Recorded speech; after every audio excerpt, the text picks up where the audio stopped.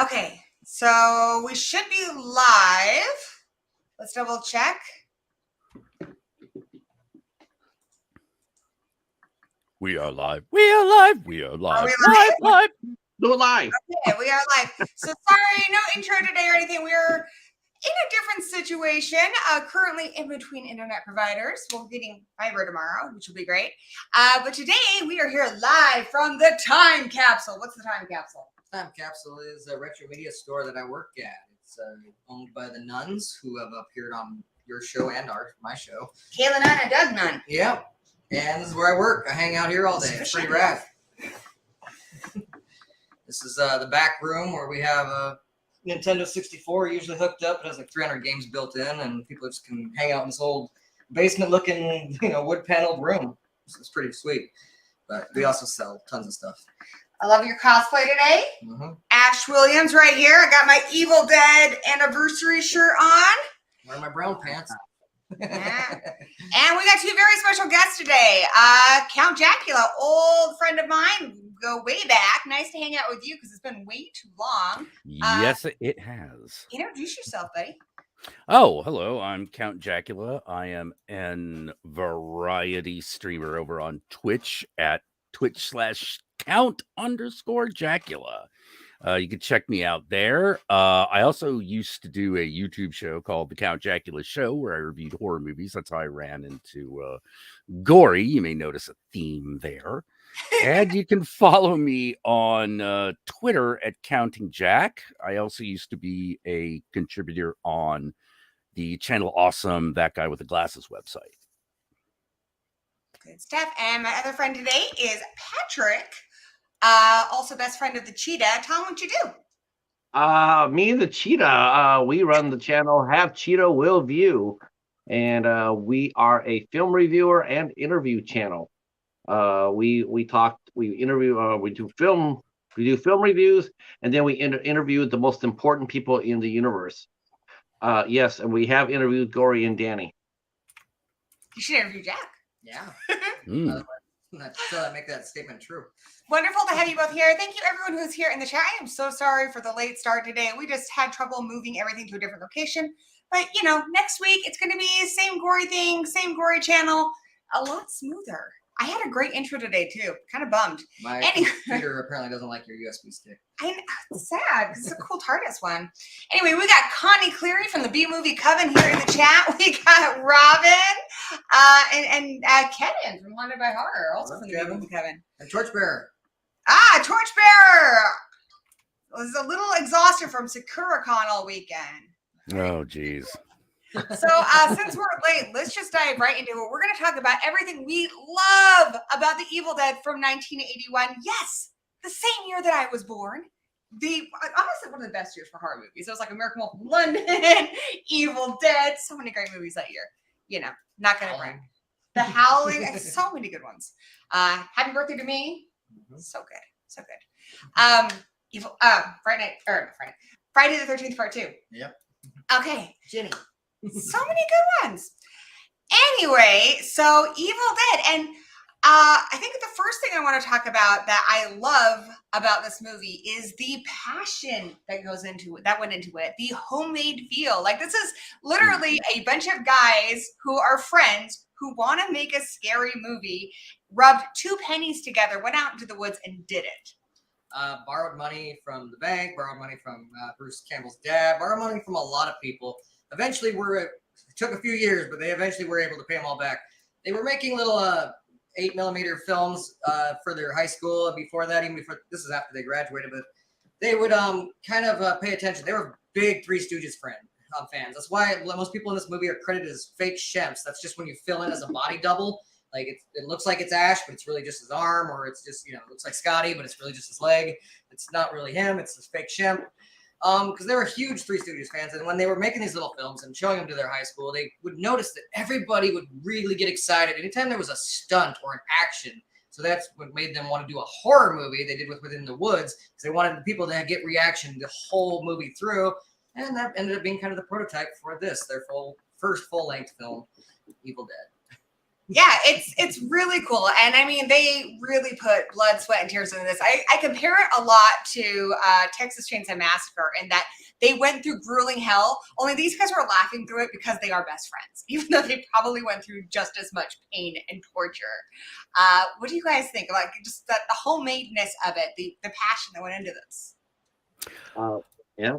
It's the stuff that dreams are made of. It is an inspiration to all low budget filmmakers and those hoping to make a big splash, because it's a great example of what you can do on talent alone, because they knew literally nothing going in except what they had seen in other movies. That was all they had. The two Raimi brothers, Sam and Ted. Yes, Sam and Ted. AKA the sexy guy from the beginning of Candyman. Yeah. Yeah, all they knew they wanted to make a movie. So what they did is they spent an entire summer just going to grindhouses, watching the horror movies, and analyzing them shot by shot. And they were like, we did that like every day in the summer for like a long, for a summer. And then they were like, okay, so what do we want our movie to be? And they're like, okay, well, what do we got? What can we get a hold of? And they were like, we can probably get enough movie to have a camera and one location. What location is it going to be? Well, it's like, well, if we want to do a horror movie, it's got to be in the woods, right?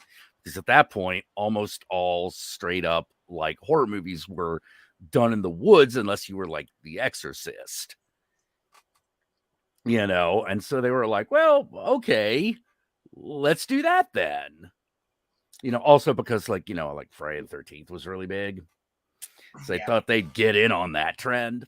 Well, and I see a lot of influences. Like you see Texas Chainsaw Massacre, like the beginning, the low angles. Like, instead of an up the butt shot of Pam, we've got an up the butt shot of Scotty. But yeah, you see a little bit of that when they're approaching the cabin. It's a lot like Texas Chainsaw Massacre. The end shot, that kind of, we think it's a happy ending, but it's not. It goes back to like Friday the 13th and Night of the Living Dead, which is another one. And Phantasm. Yep. Yes. Phantasm was also an influence on Evil Dead, as it was also a major influence on Nightmare on Elm Street. What's his name from Phantasm? The director, what's his name? Dan Coscarelli.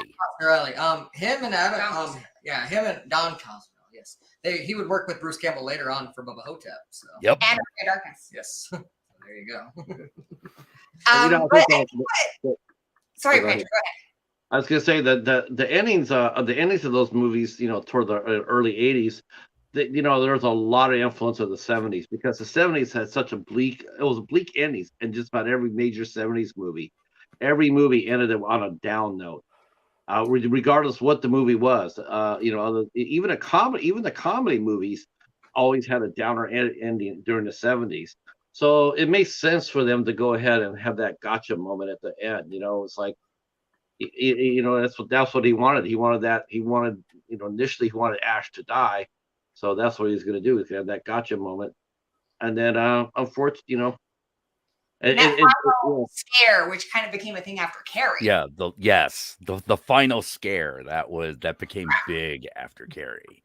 I feel like what really set this apart, though, because you can have all the passion. I've seen a lot of indie movies, and it's like, bless you for trying, but wanting to make a good movie and having the talent to make a good movie are two different things. Yeah. And they had the talent in spades. And I think a big part of what made this movie what it is Sam Raimi is so incredible with the camera. That camera is everywhere. The camera is alive in this movie. Yeah, he and the cinematographer, I forget who the cinematographer was. It's one of their other friends. Yeah. But the stuff that they did with that camera is nuts. Like, because bear in mind, ye at home, they filmed that with one camera. And back in those days, when they were like, well, we want to do this shot where the camera like comes down from the trees and So they had one camera and they just did that. They just attached it to a wire and dropped it. When they did the swimming, going through the trees thing, they literally screwed the camera onto a like a 2x4, and one guy was on the other end and another guy was on the other, and they just ran with it. Yep. You know, you think about that and you're like, that's nuts. And in Sam Raimi's own words, he's like, I can't believe we got the deposit back on that camera. Yeah, Because the we things they did with that camera destroyed it. you wouldn't do on a studio film because cameras are expensive, but it was theirs, and they cared more about making a good movie. So that camera's Yeah. going doors. And now destroying a camera is just part of filmmaking. Yeah, it's like destroying the guitar on stage. And they have like Mhm. special mounts these days, so you don't need 2x4s. Yes. Because they have them like made already, so you can do that stuff. One of my Yeah. favorite shots is the shot towards the end where it comes up behind Ash's head, and then it's like right in front of him. Like, it's just stuff I'd never seen before in a movie. That camera, Yeah. I mean, you've seen Dutch angles, you've seen low angles, but this camera is doing things that had just never been done. We'd seen possession movies before. Obviously, we'd seen The Exorcist. Yeah. Well, not we. I was a newborn, but you know, we as an audience of people in the world had seen possession movies, but this was a whole other thing. It was like the woods itself possessing people. You had Exactly. the woods itself raping people. Yeah, I mean, more than just the possessing woods people. were evil. You know, it wasn't just like a small group of people. It's the entire woods. You know, the Deadites were something different than we had seen before in possession movies or zombie movies, but they kind of share Somewhere in between. a little bit of both. They've got like the foul mouth of Pazuzu, but the gore and the nastiness of like zombies, and like, yeah, they were just familiar but so creative. Swallow your soul. Yeah.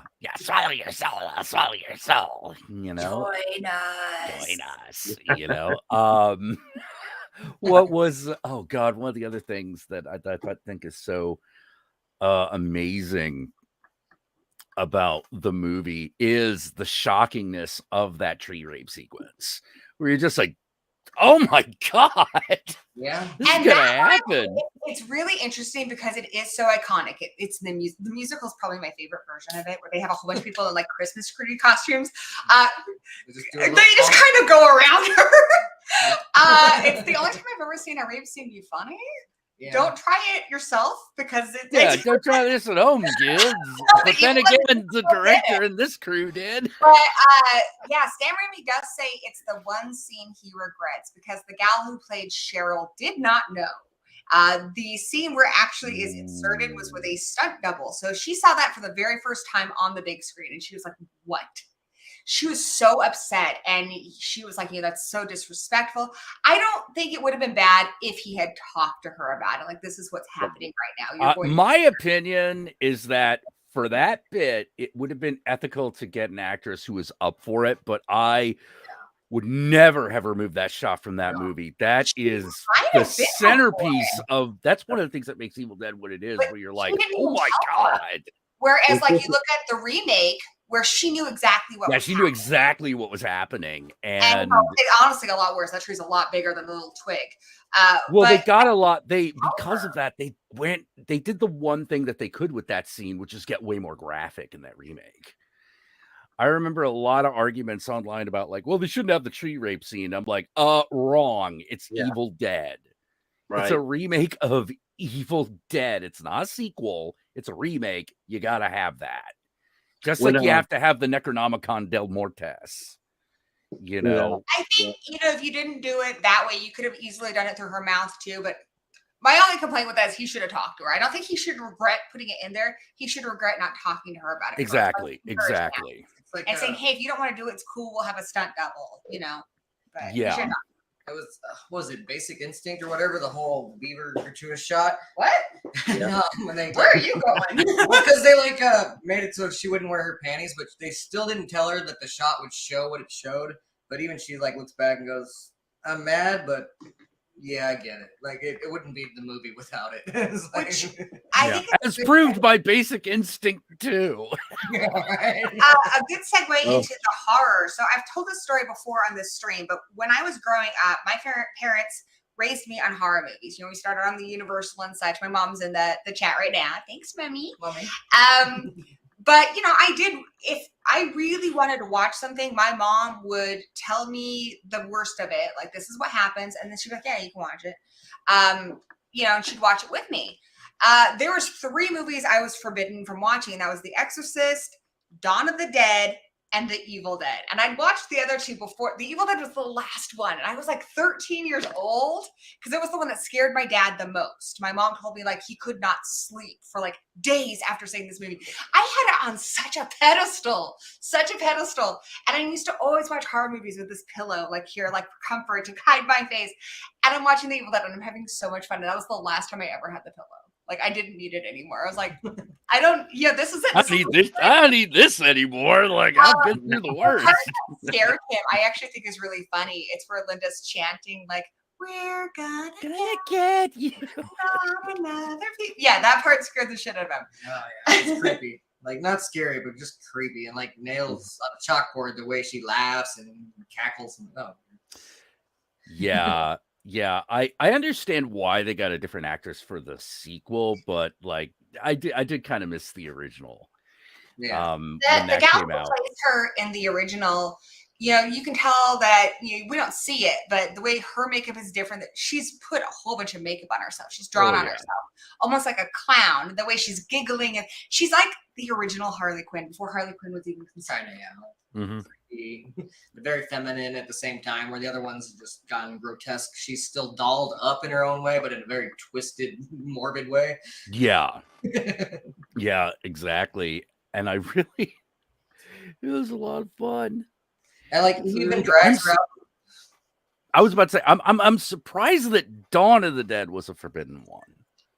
I honestly, my dad made this list of movies that scared the shit out of him.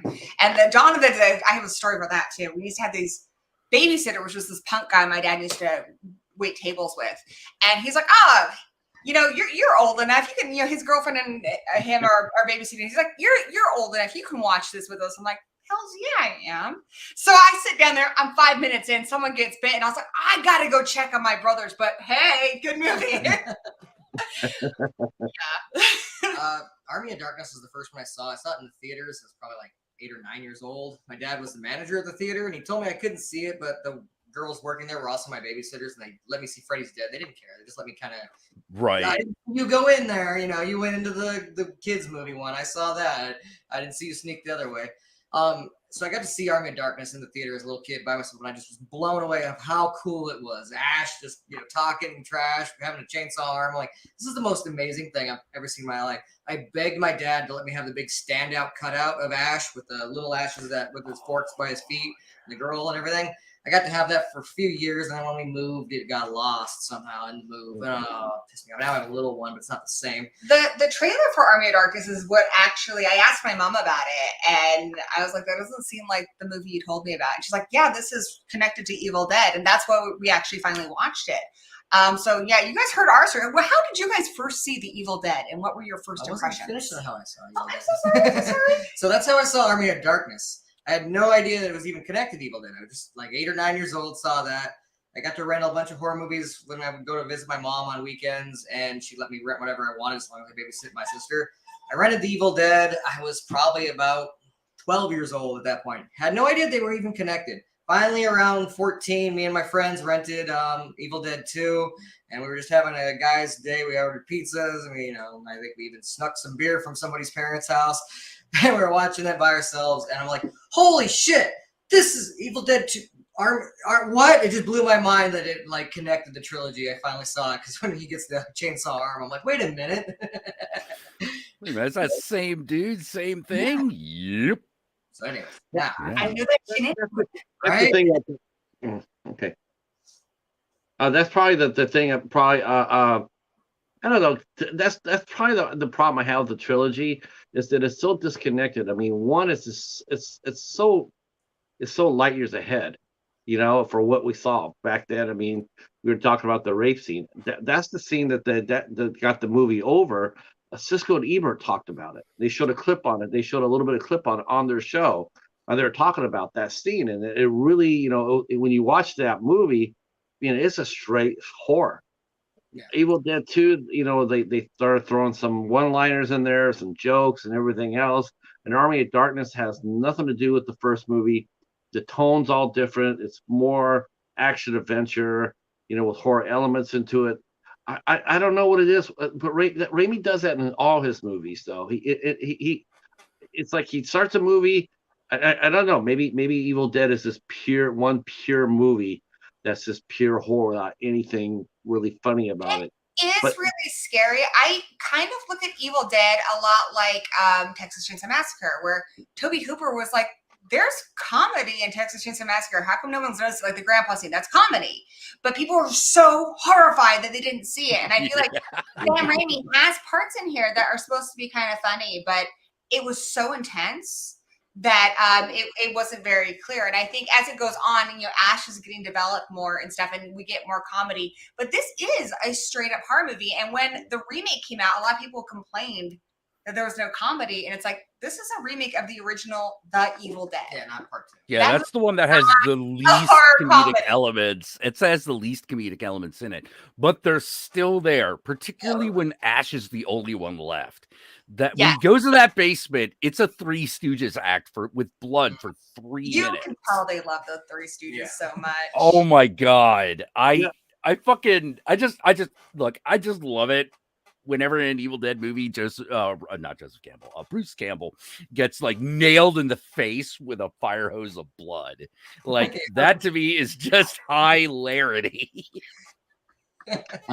What I liked about that part was Bruce is by himself. I was watching that too. He goes down to the basement. He's all by himself. And you're talking about the camera work earlier, where Sam Raimi pushes it in all the time on the different angles. He's always pushing in. And it does provide a really unique angle for people's faces. Yeah. They're pushing in with a wide angle lens. Yeah. So the face is super. By the time the camera gets right up in the face, it's super distorted and weird. And Bruce Campbell having those really big eyes anyway, it made it really pop. But what I got out of it was like in Tourist Trap, right? The end of the Tourist Trap, it's another gotcha moment. You see the girl, the final girl who's already gone insane, and she's coming around the corner with all her friends in the car, and she drives, and then it freezes. And to me, if I was watching that, and we're like, that's like Tourist Trap, but Bruce didn't get a car to drive out with. You get to go back there and see, because there's no doubt in my mind that he snapped. He had a psychotic break in that movie. Also, like Texas Chainsaw Massacre in that respect. Yeah. He just you just see that too. You see that he's just not there anymore. And it was really a really good performance by Bruce Campbell to really subtly put that across. I mean, if you're not really looking for it. Wait, what version of Tourist Trap are you talking about? I don't remember Bruce Campbell being in Tourist Trap. No. Carrying it to the ending of Tourist. Okay. We didn't get to see the girl really experience her mental breakdown. We just saw her, grab her friends in the car and leave. Whereas Bruce Campbell, we got to see that in the cabin by himself. He's no longer there with us. The camera matches his mental state. There's the whole theory very De Palma, is that how this series works, and you can even call it a quadrilogy, whatever. In that respect, is initially it was because they didn't have the rights to their own footage, and that's why there's some overlap between 1 and 2. Yeah. But the way Sam Raimi's explained it is they're kind of in different dimensions. So in this dimension, he didn't go with his buddies. He just went with his girl. Yeah. And in another dimension, the cabin was owned by a pair of siblings and their parents, and they went there in the summer. So, but the car is still there. There's things that connect them all. Yeah. So I like to think that the tying thread between it is somehow there's this collective consciousness of Ash that gets more pushed towards insanity with every repeat of it. Like he can't handle it anymore. Yeah, I'm wondering. There's a part of me that wonders if Ash will show up in Evil Dead Rise. I wonder if he will. I do know there was a tweet from Bruce Campbell from Sam Raimi that showed a picture of him with a Photoshop Jane Levy, who was in the remake, and it said, "Get to the gym." Get your fat ass to the Get gym. your fat ass to the gym. So the next movie, he also told the director of this one certain things that needed to be in it, like the book. So I have a feeling Sam Raimi's going to be doing the next one, and it's going to join Mia and Ash and possibly somebody from this film. Yeah, they were actually talking about doing that back when they were doing the Evil Dead show. Yeah. They were talking about bringing her in and making it like, you know, a multiverse officially. But they didn't get to do that. As a multiverse. The video games and the comics are very more about the multiverse, and they explain that. Like Regenerator, the video game, they go through different universes. Because in that.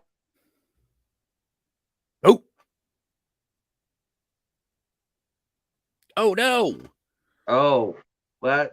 Oh no, we Did you lost. see? Yeah, so if we lost them, we probably lost the stream for a minute. I think we're still. No, we're still live. We're still live? Oh my god. Okay. So, oh god. So Evil Dead. Yeah. I first ran into Evil Dead through not the purest way, but as good as I could. The true way. The way Satan intended. Oh, okay. And that was the video score. Yeah. I didn't hear from you guys though how you first saw Evil Dead though, what your first impressions were. I was just telling everybody I saw it the way Satan intended. The video store. I ran in. I got it. Saw it from the video. Oh, store. really quick. Before we get into your story, which I really want to hear. Big thank you to my Mummy B Movie for the $10 super chat. Thank you, Mummy. We love you, everyone. Give love to my mother. Happy Easter, Mummy. Happy Easter. All right, let's hear that story, Jack. No, that's it. There's not much to it. I was a kid. I was like, how old was I? It was like 85 or 86. By the time, like, you know, I knew it existed. And, you know, I saw this cover. It was with a skull that had eyes on it. It said Evil Dead. And I was like, that's Evil Dead 2.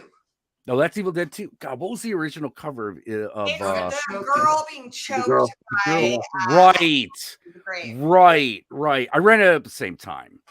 And so I got that Evil Dead 1 and 2 at the same time, watched them in order, of course, and had my world blown away because, especially with Evil Dead 2, because in Evil Dead 1, first of all, I was like, oh, I haven't seen, there aren't a lot of movies where the last person like dies or doesn't escape. In fact, I think the last time I had seen that up to the point that I saw Evil Dead was Phantasm.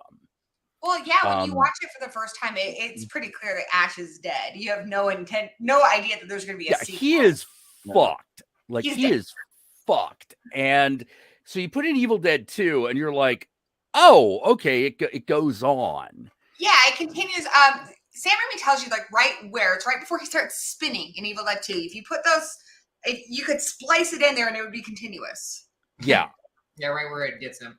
Because then it kind of explains how he comes back from being attacked. Because it pushes him all the way through the woods. He goes into the mud, becomes evil, but then he looks at his necklace and he's like, oh, okay. Yup. And at that point, I gotta admit, Evil Dead 2 is my favorite. Well, yeah. Yeah, that is my favorite movie. But, like, of all time, that's my favorite movie. Sorry to interrupt you, but honestly, I think this is like a perfect same. How many franchises are there where every single movie is an A movie, where the series is an A series? The video games are great. Like, the remake is great. Like, this franchise so far has done no wrong. It hasn't even done average. It's been phenomenal. Well, the worst, there have been some ones that they've done that are average or not that good, but they're all video games.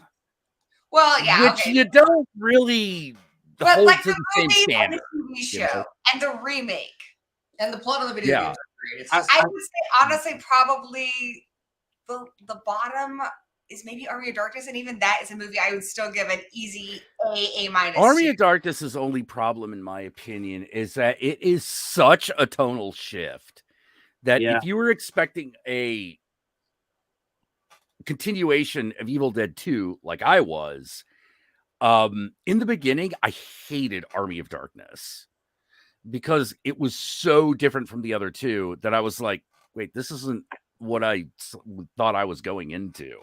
Well, Evil Dead. As time went on, I warmed up to Army of Darkness a lot. Yeah. But it took a few years. I love it. Like, but I guess my point is just there's not a bad one in this franchise. No, none of them are bad. Evil Dead 1. They're not bad, but the tonal shift just ruins it for me though, because I love the first one so much because the first one is just absolutely ferocious, and Let's I talk just about what love. we love about this one then. So why do you love this one so much? I do. I love the first one. The first one is my favorite for sure. I thought the remake was I mean definitely right there, so close. The spirit of the remake was very much the spirit of the first movie. But the thing is, I have it with Raimi is that he it's like it frustrates me too because it's like do it already, and that is he looks like a man who wants to make a comedy movie. He wants to do Mel Brooks. It's like, dude, you have enough cachet, do it. You don't need anybody's permission. If you want to make a comedy, people will back you and they'll support you. So do a straight out comedy. Get it out of your system. I mean, to me, that's what really ruins this. Ruins the part 2 and 3 for me. It's like it's a different franchise. It's a different movie. There's no suspense. There's no. I'm not the edge of my seat. I'm not. It's not disturbing. Like the first one was. The third one's an action movie. Ash versus Evil Dead. It's an action. It's action. It's not scary in the slightest. Whereas the first one was. The first one was like, holy shit, because we never seen anything quite like that. But Raimi, he did that with he did that same thing with Spider-Man 3. He did the same damn thing. He put he made the whole movie. It's totally different from the first two. The first two were great. Go ahead. Let's just focus on what we love about part 1. Well, I mean, I'm glad that you're mentioning Sam Raimi coming back and doing the third one after Evil Rises. Do you think he'll play it straight? Give us back. He's only the executive producer. He's not the director. Oh, I thought he was going to do maybe the third one. No, the director is Lee Cronin. Might direct and I just want the spirit of the first. I want the spirit of the first one because the first one is the one I love the best. What is it about this movie that you love? Oh, I like the atmosphere. I like the fact that the cabin itself is a star. So is the bridge. It's the set design for limited for what it is perfect. I mean, you really do feel like you're in that cabin. You feel like you're afraid to put your hand anywhere because you're going to get hands full of splinters. Snakes are going to be around the corner. There's no water. You just feel like you're just like a couple of heartbeats away from death in that whole cabin, and that's even without the deadites. Yeah, it looks. That's part of what I think makes this movie so scary. It's kind of that same Texas Chainsaw Massacre thing where it looks real. It almost looks like someone just shot this when they went out, to their friend's house for the weekend. It looks almost like a snuff film. Like it looks like something someone filmed on their camcorder. It has this quality to it. Yeah. Yeah, it has this really, really good, like, gritty aspect to it that is... It's hard to do genuinely because it seems to be a artifact of the do it yourself, just make your fucking movie kind of attitude, and that's what I think is so great about the original Evil Dead. Mm-hmm. Everything. Well, to be fair, Evil Dead just by itself is a great movie. It is. The fact that this is done by like a dozen idiots and a camera, essentially, elevates it, makes it even cooler because you're like, wait, a bunch of dudes just made this movie? Like, yeah, it took them like 4 years, but they did it. you know. And they knew what they wanted going in my opinion. They were like, this is going to be a horror movie first and foremost. But if we're not having fun, there's no reason to keep making the movie because there's no profit. You know, at that point, there's no payout. Like, this could fail big time. This could be an entire waste of all of our efforts. It wasn't, but it could have been. And because you don't know when you're making your first film or your first anything, whether it's going to work or not. Hell, you don't know if your third or your fourth thing is going to work or not. You have no fucking clue.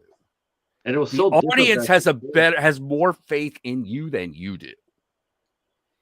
You know. What were you? Do you think out that I think part of what made the filmmaking back then so more interesting in some respects is because you had limited resources and you had what you had.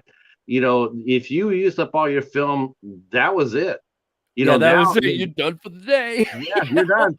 See when you get some more money, see in 6 months. Whereas, today's filmmakers, the digital cameras, it's instant forgivable. Don't like this shot, hit the button, rewind, and do it again right away. No, I actually don't see that as a problem. I see that as an advantage because I'm going to tell you, I have seen more imaginative films, particularly in the horror genre, in recent years since the advent of digital cinema. I have gone on record as to saying basically the early 2000s to mid-teens was a terrible time for American horror movies. Yeah. Like, just god awful. There are gems, don't get me wrong. There are a lot of gems, but overall it had gotten to this point where they were like, oh, we know what we're going to do. We're just going to keep remaking Silence of the Lambs, since that was really big. And I'm sitting there and I'm like, dude, motherfucker, that was like 15 years. That was like 10, 15, 20 years ago. Mm-hmm. Give it up. It's done. They won. Silence of the Lambs. The sequels couldn't even get as good as Silence of the Lambs. Like, did you see Hannibal? That was not great. You see Red Dragon? That was not great. In my opinion, I don't think those sequels to fucking Silence are very good. But Silence is great. Well, Red Dragon was just a remake of Manhunt, which is better. Like, at least the thing that Manhunt has that Red Dragon doesn't. Because I'll be honest about this, Red Dragon does have the better actors, but Manhunt has the better filmmaking. I agree. That one gets weirder. Like, that whole sequence. I mean, we should probably get back to Evil Dead, but that whole sequence back to Evil Dead. DeVita is amazing. Something Danny and I were talking about, what kind of makes me sad. I have Evil Dead on Blu-ray. I do want to upgrade to 4K because I hear it's a good transfer for the movie. I will say, if you guys want the most special features and you want the movie as it was originally shown, you need to get Evil Dead on DVD, the Ultimate Edition. You can also get the same DVD in the Groovy collection. But it's a 3-disc DVD. You can get it for like $14. It's well worth it. Comes with a poster too. Tons of special features. But the biggest reason to get this is because it's Evil Dead with its original warts and all. And this was such a homemade movie. And I love those little mistakes. I love those little mistakes that remind me that this was a bunch of friends in the woods making this. It reminds me that they didn't have all the studio backing and resources. I love when you watch it on DVD, the original way it was shown, you can tell that the moon is on a piece of paper. You can see one of the stage guys on the side of the bridge, just standing there. That hair changes from short to long towards the end of the film. I love these little mistakes. It's its charm. It's just part of the movie. And when continuities all over the place Yeah, too. you know what I like too? kind of George Lucas did when he brought it to Blu-ray, and he fixed all that stuff for the most part. And I like it how it was originally done. Also, don't watch this on widescreen. It was filmed in full screen. That's how it should be. How it should be watched. I'm good. You should get the collection that has both, just so you can compare and contrast. If you get the Ultimate Edition, it's got the widescreen, the full screen, and all the special features. So many special features. So definitely, even if you have this on 4K, that DVD is definitely. This is actually one of the few movies that I love that I don't have a 2 or 4K transfer of, because I have gone down on record. To me, is a matter of pride to have 4K, 4 or 2K transfers of movies that really should never be on 2 and 4K. Like, for example, like Microwave Massacre. I love Microwave Massacre because like that thing was shot on 32. Yeah.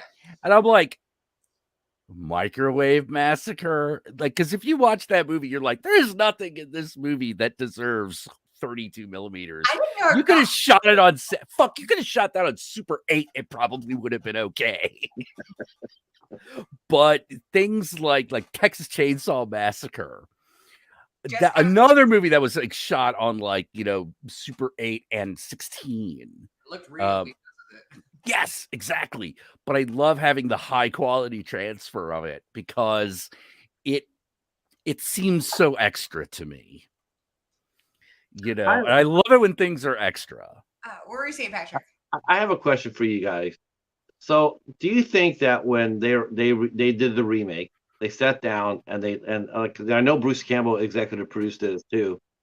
Do you think they actually sat down and said what tonal are we going to do for the first, second, and third? Like you could have did the remake with with the same spirit as 3, the same spirit as 2, or spirit as 1. Do you think they talked about that before they did the remake about what style do we want to go? The remake, I mean, obviously there's a lot of things in there. The brother-sister relationship is obviously from the original film, but there are aspects of it that you can see from the other movies. I think really they just wanted to do a remake of that original movie because it's true tonally to that one. There was going to be a remake before that, but they managed to get that put down, and then they hired the director and decided, like, they know that the movie was eventually going to get remade. They wanted to at least produce it and kind of be in charge of it. So, comment from the chat here from Bob Voorhees. I saw Evil Dead in 1985. We borrowed a friend's VCR and rented it from a rack at a grocery store. I had an endorsement by Stephen King. That's true. I was amazed how great and scary it was. So yeah, when you watch it today, I think if you're a younger person and this is an old movie to you, you're going to look at some of the stop motion. You're going to look at some of the claymation. You're going to think it's goofy, but think about how this was for people in the 80s. Like this was so scary. Yeah. And I love how innovative it is. We've got stop motion and claymation and so many things. Like they used every tool in their box. I think the claymation holds up for the book especially. I do too. Maybe not so much for the people. I love it still, but maybe I get why that wouldn't be scary for nowadays audience. But the book itself, when it screams, it's on fire, and it's claymation, it just looks amazing. Or the end, when everything's exploding and Scott is coming towards him, I think it looks so good. It looks so tactile. Like you watch some movies and it's so CGI that you don't feel like it exists in this world. No. Everything in this movie is so tactile and gross and gooey, and I love it. I feel like it feels like it really did happen. It feels really organic. It's so real. It has a all smell. the way through. Yeah. I don't discount CGI that's recent. I'm not knocking CGI. Because there has been a tremendous shift in filmmaking in how CGI is used. Yeah. And there is now shit that is CGI that I can't tell that was. Where I'm like, agreed. Are you fucking serious? That was CGI because they also brought back the puppets. Yes. They brought back the makeup effects and the puppets, and a lot of them have really gotten a good handle on, all right, this is our puppet shot. This is how we're going to composite it. And this is where the CGI goes in. To the point where you're like, for example, my favorite example of this was the Demogorgon from Stranger Things. You think that's CGI? You're like, oh, that's obviously really good CGI. No, that's a guy in an animatronic suit. In All right, every I'm back shot. in and get you back to Evil Dead. But first, I want to say hi to my very good friend Craven. Stephen, I am so glad you're feeling better. I've been so worried about you, and we love you so much. Thank you for stopping by. Yes, I hope those camera stairs made it to you. And of course, our good friend Dino. What's up, friend? And now, Media Man was in there earlier. yes. Yeah, she was a Now I want to talk about the characters. Which character do you want to talk about first, babe? Well, I love how in this movie Ash is just like afraid, and he's like, people have that fight or flight, and he's just one of those that freezes up. Scotty's like, hit her, and he's just standing there holding on the axe, not doing damn shit, until it becomes like the one man band that Ash is. Like, it's the one man movie, and it becomes a thing. Yeah, but the second half of Evil Dead 2. Yeah, like even this one, he's like, he's got his dead girlfriend tied up, and he's like, he can't bear himself to chop her up with the chainsaw just yet. He hasn't been broken to that point, but I just love that it takes a kind of a different turn than most horror movies, where usually the sweet girl ends up surviving. He's the sweet guy. Yeah, he's cheesy. He's like, pretending to be asleep with the little necklace, and he's like, Scotty's all like saying all this pervy shit, and he kind of like laughs, but you can tell he cares not. He does not care at all what Scotty's really saying. It's like, I'm listening to this, but yeah, haha, you're whatever, dude. He reminds me of you. He's like this lovable boy next door type. But yeah, he's got a friend who's kind of a douche, and like he can get along with him, but he's also great with the girls. Like, but he's also the character who dies in a horror movie. He should not make it to the end. Cheryl has all the makings of the final girl in this. And it's such a subversion that Ash makes it to the end.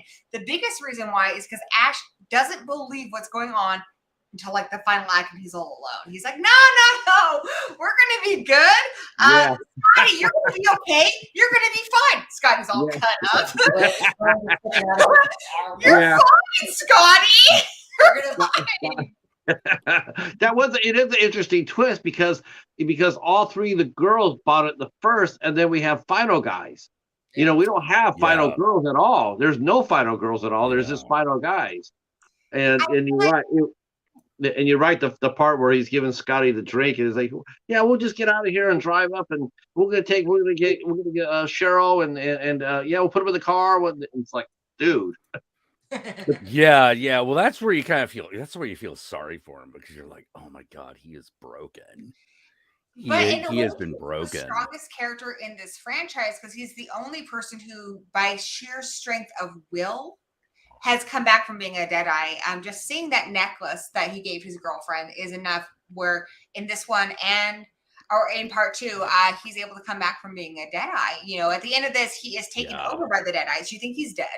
And then we see in part 2 that remembering his girlfriend brings him back. So even though he's cocky, he's a womanizer. It's all a cover. It's all a shield.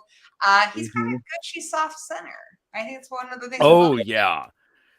Like Ash is a dick because he is a bro dick because he has been traumatized.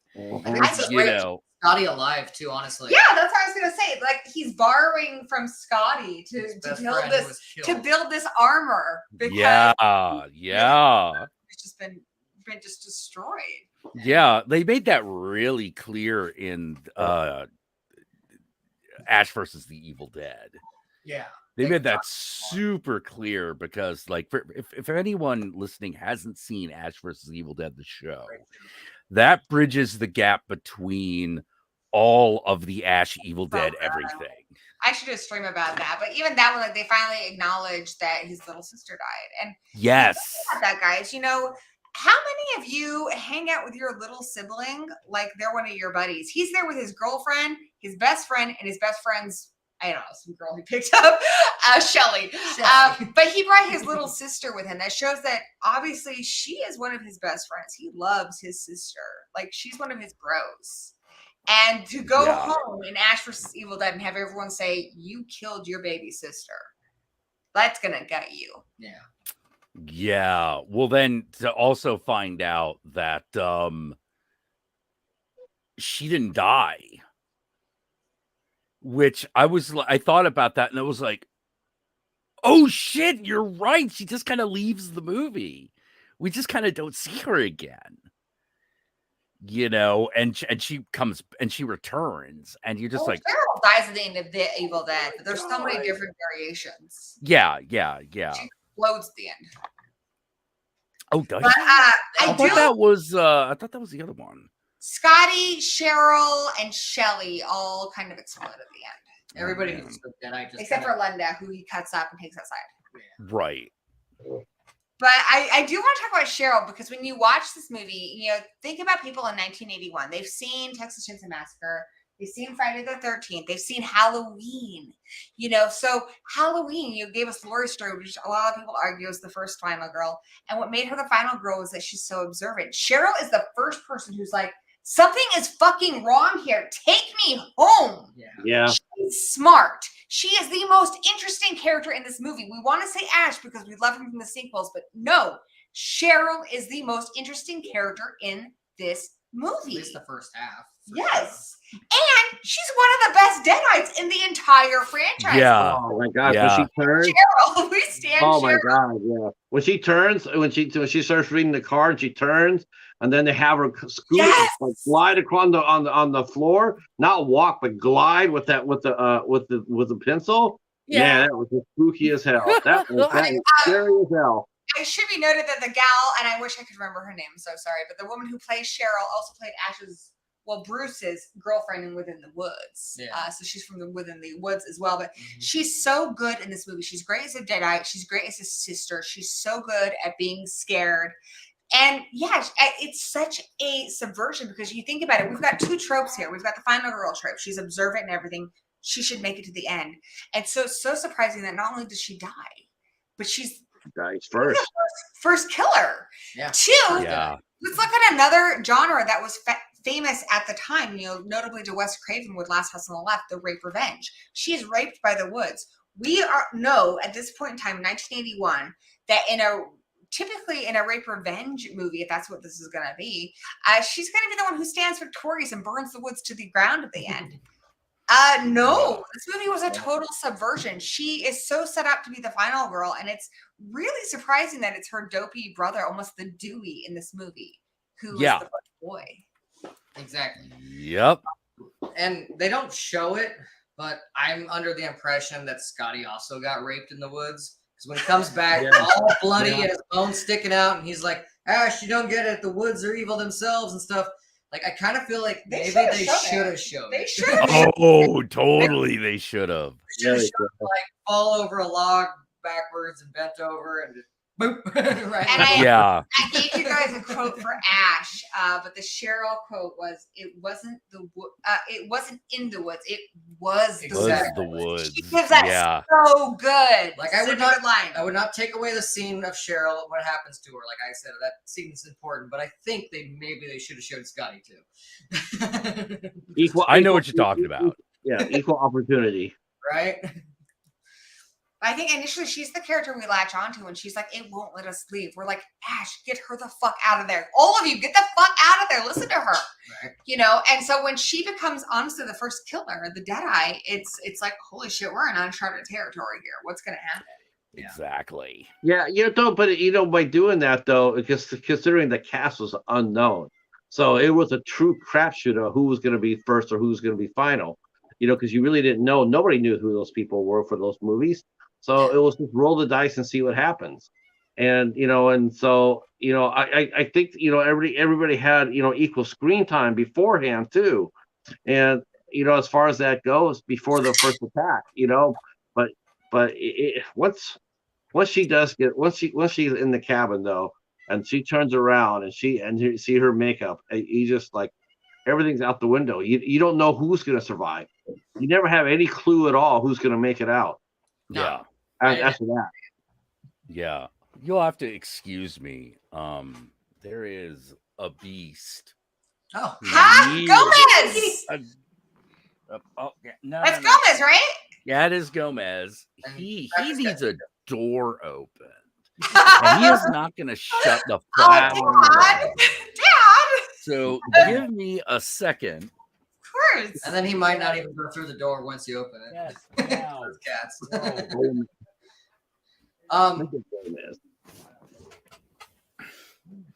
Now he is bothering Real- people in the rest of the apartment. That is their problem. Please. continue. I want to shift over to another character I love in this movie. So a lot of people say that the characters in this movie are really forgettable. I love the characters in this movie. By the way, hi Everwhale, nice to see you here. Happy Easter. Let's talk about Scotty. Scotty Letterboxd was in is. there earlier too. I saw that. Scotty is the most lovable piece of shit in our movie.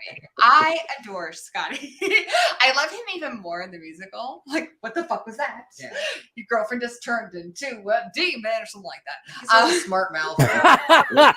Little bully, but like little smart ass bully, like kind of thing. He's always picking Well, on he's honest. You know, he says, you know, we'll just leave her until we'll come back for help. I can't do that. Well, you do it. Ash is like, but Shelly's our friend. This is the girl that Scotty brought there, which bless you, Shelly.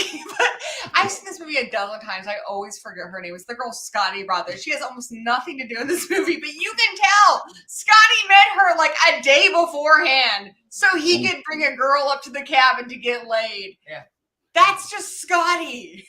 I think he actually kind of has a crush on Cheryl, but you know, because Ash's sister, he treats her like he very teases her, but I think that's because he kind of like wants her in a sense, but knows that he ain't gonna get anything from her, so he brings a girl that he can just find that, hey, yeah, come up to my friend's cabin. You know, we rented this cabin. We're gonna have a good time up there. My favorite Scotty line is when Cheryl's telling them that the woods are alive and everything, and Scotty's like, "That's the dumbest thing I've ever heard." Yeah. Then later on, he's like, "No, I guess it is probably an animal. Why don't you go check it out, Cheryl?" I was like, "No way!" And then when she's a deadite, he straight up kicks her into the cellar. Yeah, Yeah. Ash is just sitting there not doing anything. Again, Scotty should survive this movie. He is smart. He doesn't give a shit if his friend, they used to be his friends. They're evil now. They get kicked in the cellar, but he still doesn't make it. It's just another reason why it's so crazy that Ash is the one that makes Nice it guys to the end. finish to the last. Finish. Nice next to last. He's the last shot of the movie. Like, so technically he finishes the film. Right? Also, they say cabin in the woods. They don't even survive. They just didn't make it to the end. I also think that a lot of it's just kind of happenstance that he is Sam Raimi's best friend, and Sam knows that Bruce can act. He knows that he can carry the one-man show at the end, but that why he kind of hides in plain sight for the most of the movie. I mean, yeah, he listens to the thing and stuff, but he lets them shine before it's his turn to take over the movie. I think that's kind of like just a little bit of what they were doing. Let these other characters really shine, because they're going to get killed off, and then it's going to be just you, and then they're evil, and that's it. So Look who's evil now. yeah, I think Guys, honestly, seriously, see the Evil Dead musical if you haven't. it's not already. written stereotypically, but then again, at 1981, did we have a lot of stereotypes yet? They were just getting made. So we did. There were a lot of stereotypes happening. By the way, you don't Afro Whale think says of them you're in the playing same Afro. way. You don't think of them in the same way. Yeah, because back in those days, the stereotypes were the tropes. They were the plot twists. They were the things that happened. Like, people at the time didn't notice that Ash was a guy at the end so much as the daylight doesn't save you. yeah, that's true. That's what people really noticed in the 80s. Like, the But daylight that's doesn't also, save I feel, kind of an homage to Texas Chainsaw Massacre, where she's completely crazy at the end. It's daylight. She's got away, but you know it's not a happy ending. Oh no! Oh no! Yeah, that's true. He makes it to daylight and gets shot right in the head. And I feel like that ending with Ash was kind of homaging those films that came before. Oh, You yeah. know, Scott even said that. It says we just have to last an hour till sunlight. It'll be sunlight in an hour because they expected it to save them, and yet there you go. And when it messes with the clocks and stuff, like just these little things that drive Ash completely over the edge. I also love how it ends with that really old-timey kind of upbeat song, which I think the first time I ever remember that was American Wolf in London, which came out the same year with the ba ba ba da ba dang dang dang, you know, blue moon. But yeah, to end a horror movie on this kind of upbeat old song. Like, yeah, this is way before like Yeah, And it they had was to go with royalty free. also that song was also the song that Monty Python's The Holy Grail ends on. Yeah, very you can tell good. they're big fans of that as well. Yeah, That, yeah. you know, and Well, the guy called Afro Whale, I expect him to be a big black guy with an afro the size of Moby Dick. I expect But a Afro big Whale whale always that shows has up. an afro. Yeah, yeah, yeah, A big blue whale, like but with an afro. yeah. I even want to give some love to Shelley. One of the things I think, one of the reasons where I think I forget Shelley's name a lot is it sounds so close to Cheryl. I know there was a Shelley in Within the Woods, but Shelley isn't given a whole lot to do. But I want to point out some things that she does.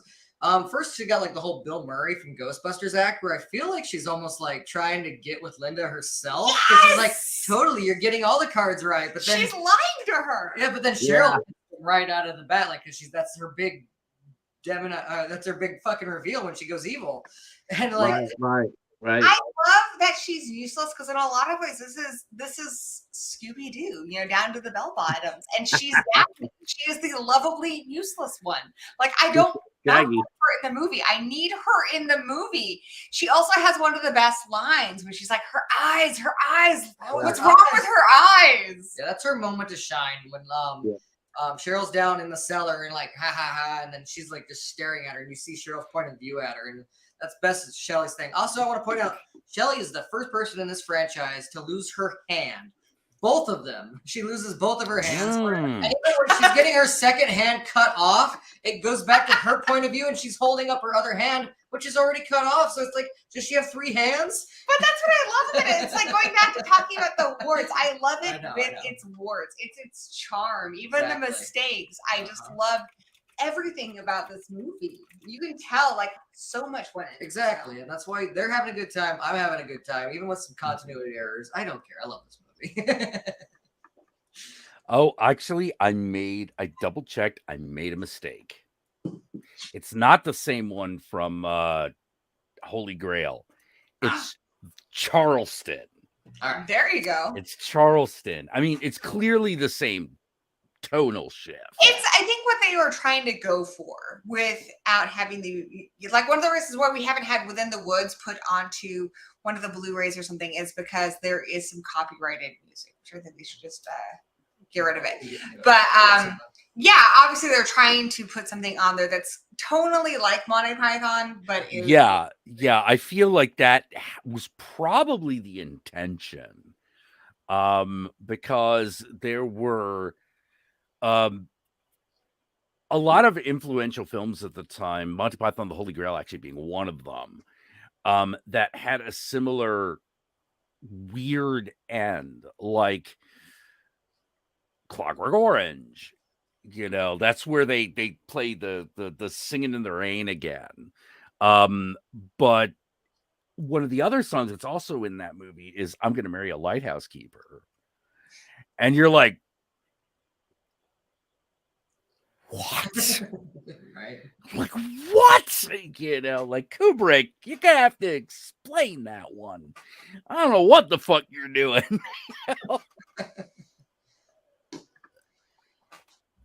I just noticed that Patrick's name is Evil Dead Cheetahs. Yeah. Patrick Evil Dead Cheetahs. I think even if his cheetah became a deadite, he would still love it and feed it. Oh yeah. Wait, do you actually own a cheetah? I do. Orange What? I do. What? Yeah. I do. Is it a live one? I mean, like, don't bug it. You Oh know? no, it's a live cheetah. Damn. Yeah. That Well, is. How much land does that Where's require? Paladin's not that big. Paladin's a hybrid. He's half cheetah and he's half he is half cheetah. He is and then he's also a British Shorthair. Don't ask me how it worked. I don't know. I didn't get him that way. I need to see that video. How it happened.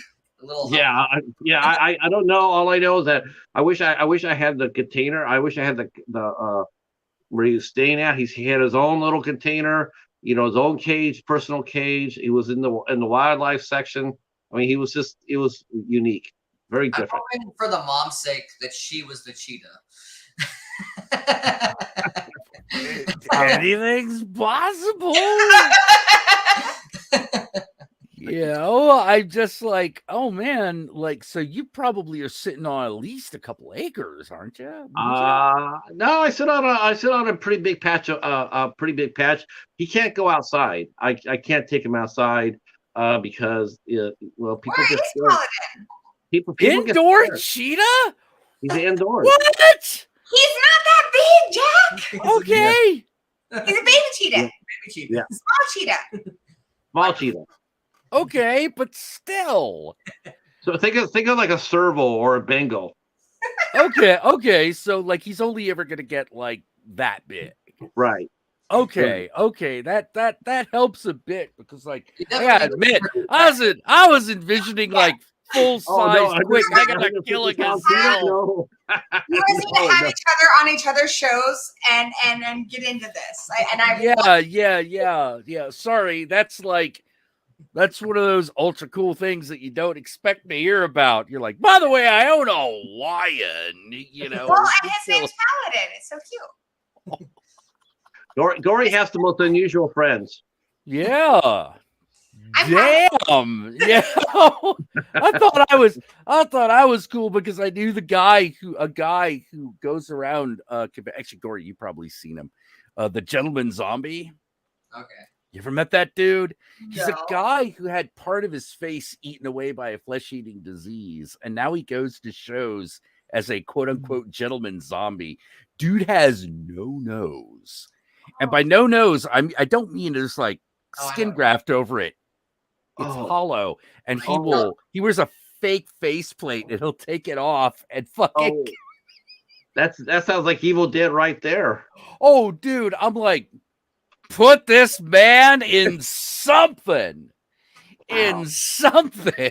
I use them in a movie. That brings up something else too. Evil Dead. We talked about possession and kind of zombies, but it's also kind of got that body horror element. The things that happen to those bodies in the movie.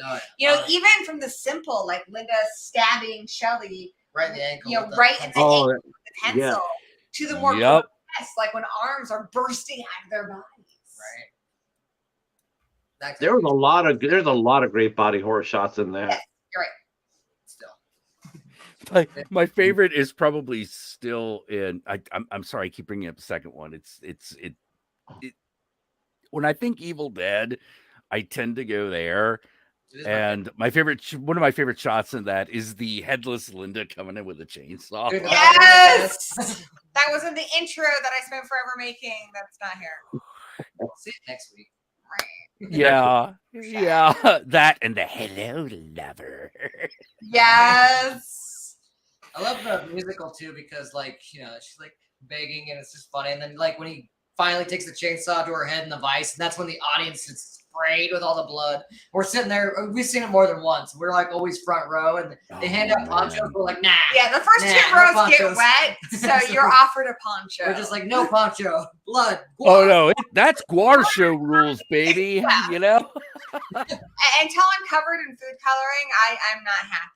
I haven't gotten my money's worth yet. But yeah, even Evil Dead the musical is amazing. It's so that's the thing. Like, what other franchise can say that? The musical, the remake, the TV show, like it's phenomenal. I think there was an Exorcist musical, wasn't there? I don't think it was very good. Well, there was also a Carrie musical. Carrie musical, which was out for like 2 days. There's only one other franchise I think has spanned all of those media, and plus one that Evil Dead did not get to, and that is the Toxic Avenger. Because the Toxic Avenger has a musical, it has a video game, but it also has a cartoon.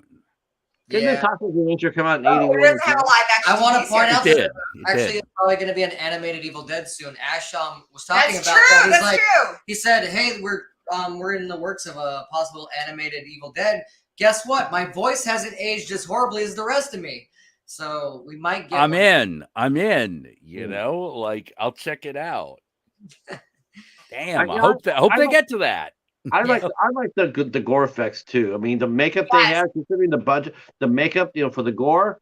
I mean, they didn't hold back on the blood and the guts. That's for sure. And you got to give the credit for the actors for that too, for being game enough to actually go underneath that, because that was shot in the middle of winter in Tennessee. Yeah. And And Tennessee, some their budget, like how did they get Cheryl to like levitate and stuff like Crane some- through the window.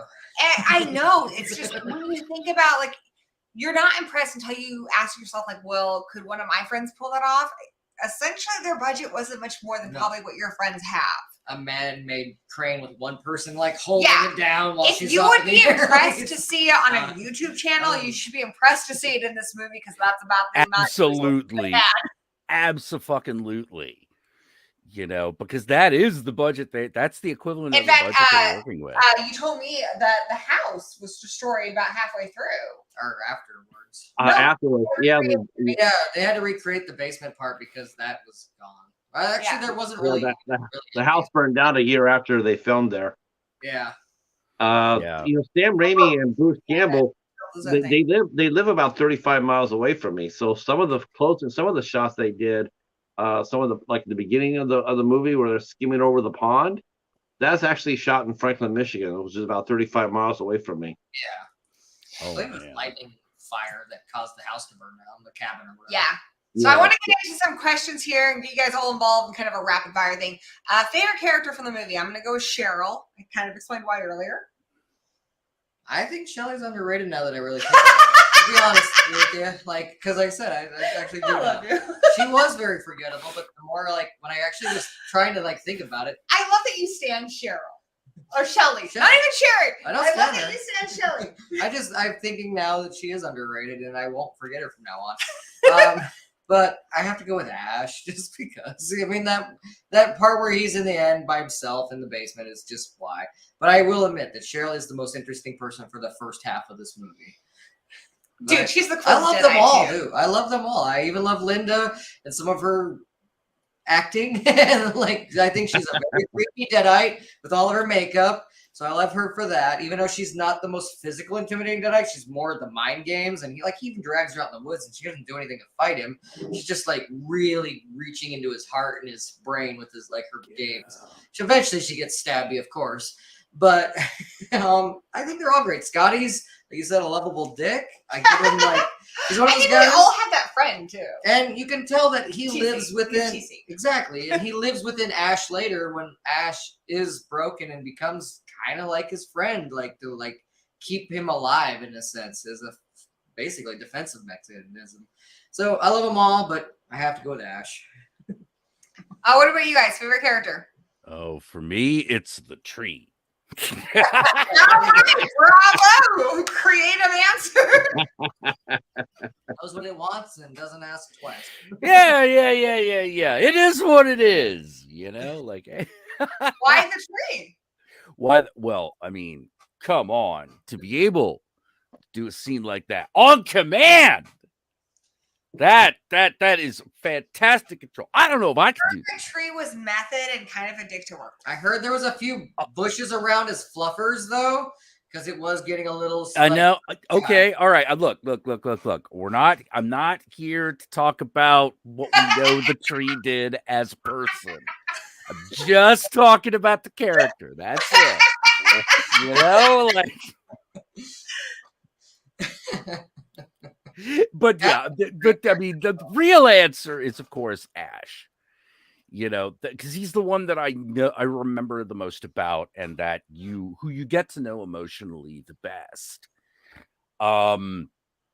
Everyone else is, you know, as everyone else kind of becomes through his eyes, kind of by default.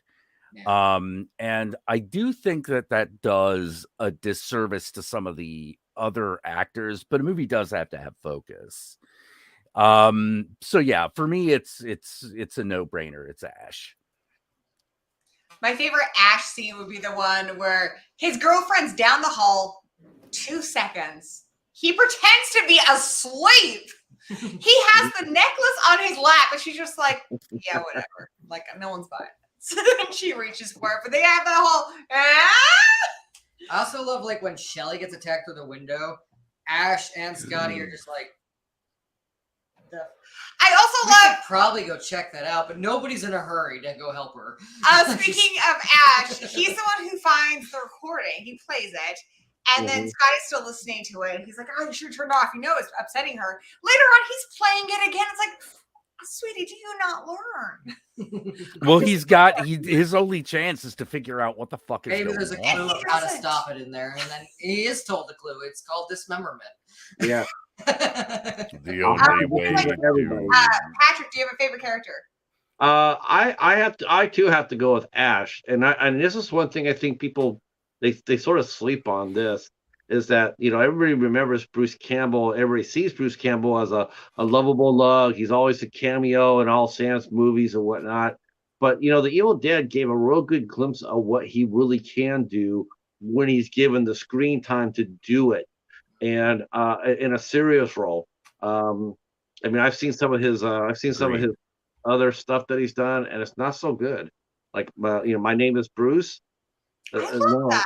I'd say Briscoe County Jr. is great, and I think this kind of like yes, Briscoe County Jr. is great. There's a nice mix of drama and comedy in that. It's really cool, and he, and that's a great example. Yeah, this guy showed up. Yeah, Burn Notice. a big Sam.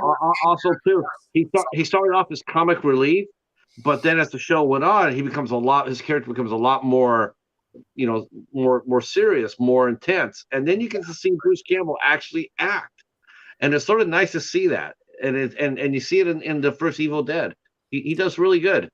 And as far as him as an actor, what I think is so amazing is how committed he is to doing this. Like, the things he puts himself through are the things that drove Marilyn Burns to near insanity in Texas Chainsaw Massacre. I mean, to talk about Evil Dead 2, that scene where he's spinning, he actually is spinning on the back of a pickup truck. Yeah. Who lets their best friend do that to them? When he's breaking stuff on his head, he's actually breaking stuff on his head. He didn't have a stunt performer for any of that. He is a great physical performer. Lost Jack. Oh, he'll come in. But even in Briscoe County Jr., that's how he got the part. He grabbed himself back of his neck and he snapped mirrored. He flipped onto his back just to show them how committed he is to the stunts, the bit. Yeah, he could have been a stuntman. He did that in Evil Dead 2 when he's fighting his own hand. He flips himself over, and that's why he just redid that for his Briscoe County Jr. Audition. So he's very committed. He's too old to be doing that stuff now, but whatevs. But yeah, he could have been a stuntman. He is so good at the physicality of it. But just as a stuntman, he would have been it would have been a waste because of his facial expressions and all of his timing and cues and stuff. I think it was hilarious. And the range, we gotta see that jaw. The range, you really I wish I had that jaw. You believe it when he is brought back to part 2 by the necklace. You believe it because he does give us that softer side. I also want to talk about, just to segue a little bit, the necklace is so cool. Like, typically in a movie like this, it would just be some stupid heart or something. It's this cool nautical magnifying glass necklace. We've seen in part 1, part 2, and even the remake did a version of it. It's such a cool, unique thing. It's just one of the many memorable parts of this film. I'm gonna reread this book and figure out why. I remember he talks about why they have it. And I think it's almost kind of something silly, like they sent someone to a jewelry store and that's what they came back with, or they sent them to a jewelry store and they came back with something dumb, so they just grabbed someone''s family heirloom or something. I don't remember, but I do talk about it in one of his books. I just can't remember. It's like a necklace, but it's cool. Yeah, I've seen Bruce Campbell in a lot of different roles. He is definitely what you would qualify as a character actor. Like Burn Notice and some of the things he's done. He's He's done a lot, but he can do a lot of other things. He's just always happy to slide into that character role. Yeah, which I actually think is a really, really, particularly for a guy who could have been in his situation, being an actor in like the 80s and 90s, where he could have been a star. That was probably a really good decision on his part, because ask Matthew Lillard, being a star will drive you crazy. Yeah. You know, one of the reasons characters get more work. they always have steady work, they don't have the big ups and downs. They generally get invited to a lot of parties because they're that guy. I think Bruce You Campbell takes know, pride in being what he calls a B movie actor. he does. Especially nowadays. I think there was a bit of a chip at first. Like, he was going to be Darkman. Like Sam Raimi, he was going to be Darkman, but the studio stepped in and said, but what has he been in? And he's like, well, he was in my other movie, Evil Dead. And so, like, no, we're going to get Liam Neeson and stuff. And, like, they, like, pushed him aside. And I think that there was a bitterness at first. And he's not only a B movie actor, he's the king of the B movie. I mean, Hail hail to the king. You know, there are conventions of just Bruce Campbell. Yeah. Not a lot of people can say that. At There's the a Shining song Hotel. The hotel There's a Shining, song Bruce about Bruce Campbell. Fest. Give us some Yeah. There's a couple of songs. Give us the song, lyric. From Psycho Stick? Yes. Like, he's like, I'm talking about how he brings in, like, we're going to watch all of Xena and Hercules too before I let you leave. I'm going to get Bruce Jim Campbell. McClan. Bruce Campbell. And there's also that one girl, I can't remember her name right now, but she's like, I wish Bruce Campbell was my boyfriend. He is the king of the B movie actors. Like, it's one of those things. Like, if he was an A-lister, he might be the bottom of the rung. But for the B movie stars, he's the top. He is the top of the mountain. Yeah, he really is. And that's one of the things that makes him so interesting in his own work. In his, I believe, in his biography, what was it like? He's made a lot. He's made a few. I think it was like listen to the If Chins Could Lie. I think it was what it was called. If Chins Could Kill. Yeah, that's it. He's also written a fiction book and another book of essays. He's written a lot of stuff. You guys should check it out. Yeah, he talks about being a character actor and basically going it gets a little frustrating because there are some times when you get up your own ass and you're like, do you know who I am? And then you realize, oh yeah, actually, no, they probably don't. But other times it's really great because he's like, I know a lot of people in Hollywood, you know, the good guys, the good friends, they can't go anywhere. Yeah. They can't go anywhere. It immediately turns into a shit show. I can go anywhere and become the life of the party if I want. He actually has shown up to a couple of parties that were Evil Dead themed that he was invited to in Oregon because that's where he lives. But yeah, he's showed up to a couple of people's parties. They invited him and they didn't expect him to show up, and he didn't confirm he was coming over too. He just showed up. Yeah. He's a celebrity for horror movie fans and B movie fans, and yet he, for mainstream audiences, is somebody that they may not recognize at the grocery store. Like he's in that same bracket as like Danny Trejo and stuff. Who does Daphne's voice in Scooby-Doo. She says like she loves her job because she can take her kids to Disneyland and stuff, and she doesn't, aside from people who are like uber fans, and I think that's one of the I think he's made a great life for himself. Yeah, every once in a while he'll run into an Uber fan, like you say, but he's not gonna get like mauled like everybody else that are like A-listers that he knows. But like you said, that's a shit show. They go out anywhere in public, everyone's like all over them. He has to go into like certain areas where there'll be people like, "Hey, wait, I know you." Back to questions of your favorites. Do you guys have a favorite line from this movie or favorite scene? My favorite line. Probably like what's with her eyes. My favorite scenes when Cheryl turns. Yeah, she like knows all the cards. Yes. Yeah, that's my favorite scene. That was so freaky. Time to go. Yeah, that little nursery rhyme. Time to go to sleep. That was such an effective piece right there because she turns around, grabs the pencil. She gets up there and she's like glides across the floor, and it's just like, holy shit, spooky. I think my favorite scene is when Linda is chanting, but I also love that we have Cheryl over, under the trap door, and she's banging it, and she's she's going crazy, and then you have Ash there in front of Scotty, like, it's gonna be okay, buddy. Like, you can just like he has now crossed the tip. He's going full on into insanity now. Yeah, he's gone in. He's in denial. He doesn't know what else to do. And we as an audience, I think at that point are feeling like we're kind of losing our mind because it's just so overwhelming how much is going on.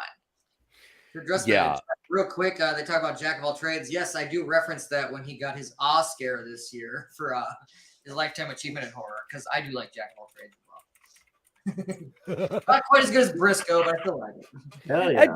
That, yeah. I think honestly my favorite scene, I'm going to say the ending. I think it's just so cool how the camera goes through the entire cabin, and it's after you have that moment of peace, and it goes right up to him, and he screams, and then you cut to that music. Even though it's scary and you've been on a whirlwind, like it's a rare horror movie where you end up with a smile on your face. So I'm going to say the ending. Yeah, that's probably the best shot in the movie, but I think my favorite is still when he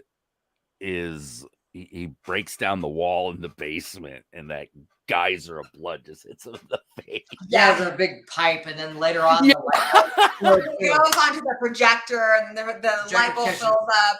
They kind of homage that a little bit in part 2 when he gets splat through a hole in the wall when he's going after the hand. Yeah. But yeah, I love the light bulb exploding with blood. I love the pipe breaking into his face and just pouring all over him. I love the use of the blood. My favorite scene is him in the basement. Brian loves that scene. Smash house off her head and the blood spurts all in his mouth. So she's like on top. Yeah, I love that when he takes Linda, because Linda's the only one he takes outside. He drags her outside, and he's gonna go try to bury her, and then all the other ones are crawling up from their graves.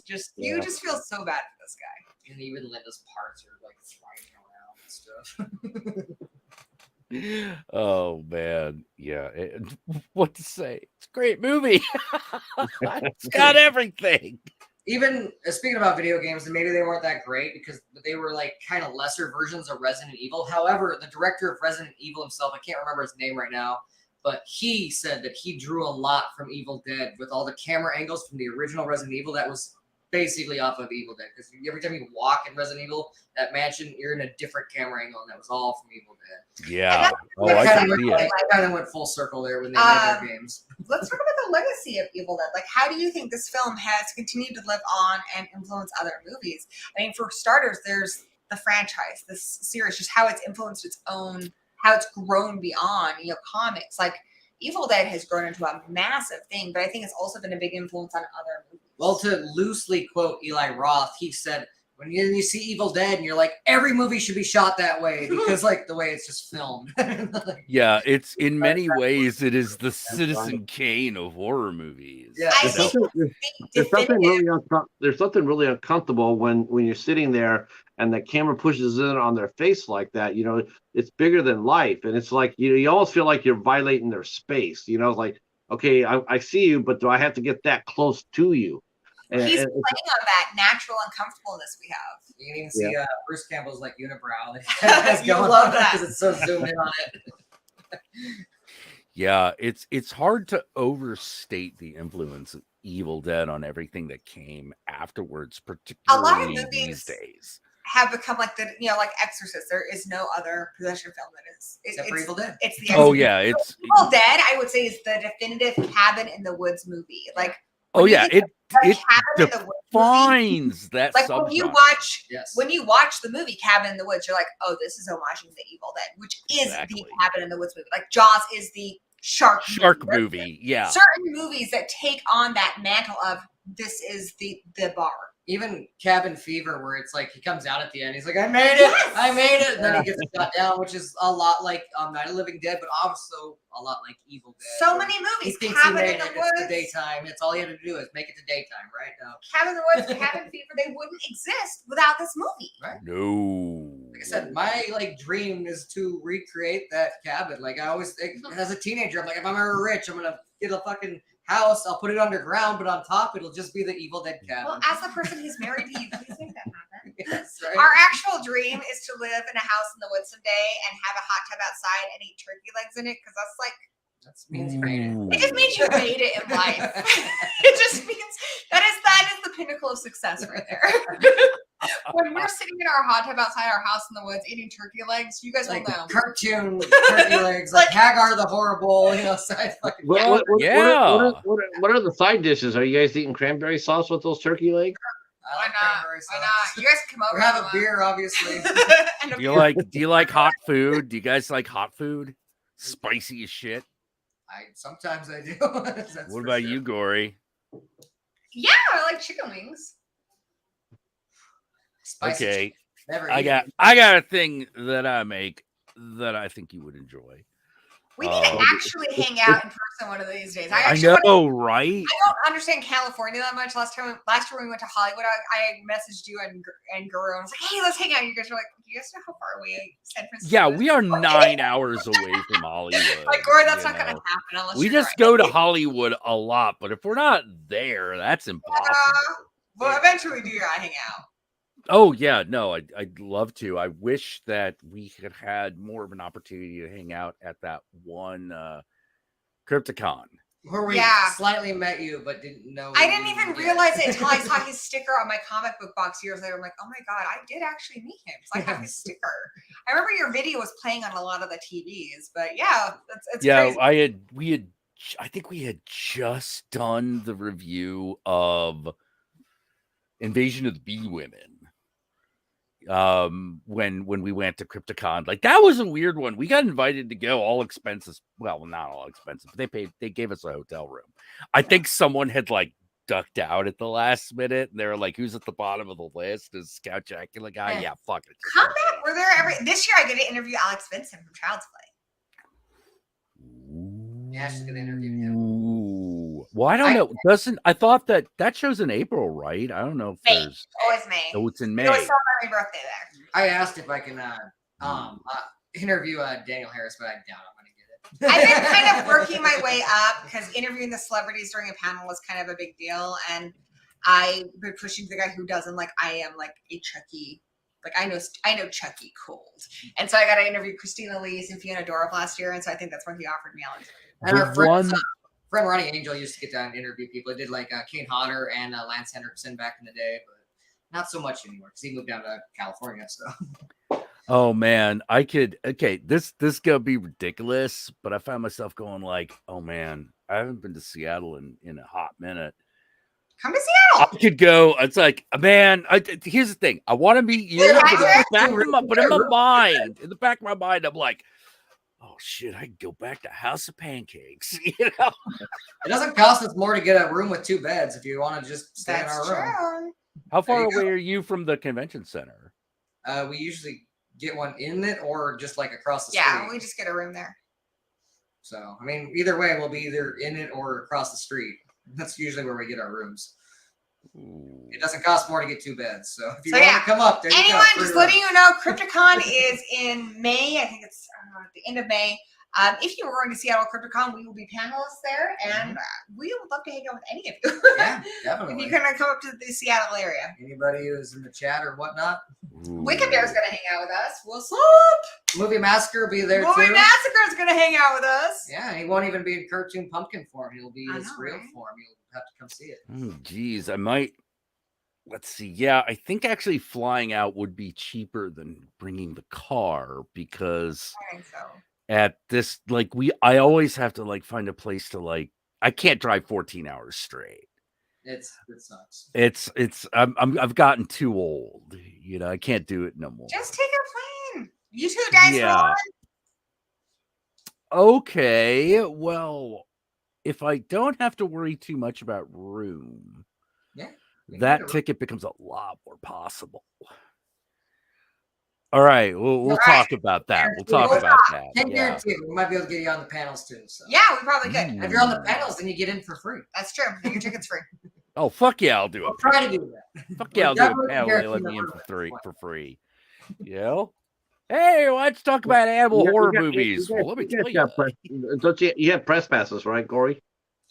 We just get panelist pass. Yeah, they're similar. They get you in. Okay. Gory got a press pass her first year. Yeah, that's because I was working for Watch Play Read at the time, but now we just get signed on as panelists. Yeah. Oh man, I'm going way off topic from Evil Dead. Yes, so, yeah, I guess we can kind of like wrap it up. Like final thoughts on Evil Dead?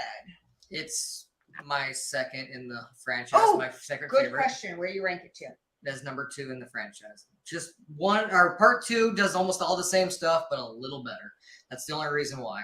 I love part 1 though. It's amazing. Obviously, wouldn't have the franchise without it. The gore is great. The effects are especially amazing.